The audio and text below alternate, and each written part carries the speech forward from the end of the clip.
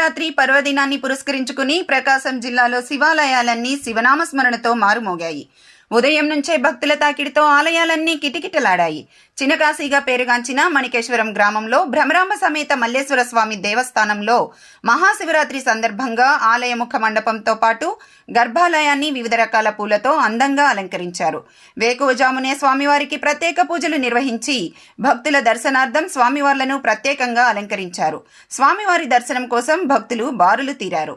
ఆలయానికి వచ్చిన భక్తులకు ఎటువంటి ఇబ్బందులు తలెత్తకుండా ప్రత్యేక పోలీస్ బందోబస్తు ఏర్పాటు చేశారు. భక్తులకు తీర్థ ప్రసాదాలతో పాటు పలువురు దాతల సహాయంతో అన్నదాన కార్యక్రమాన్ని నిర్వహించారు.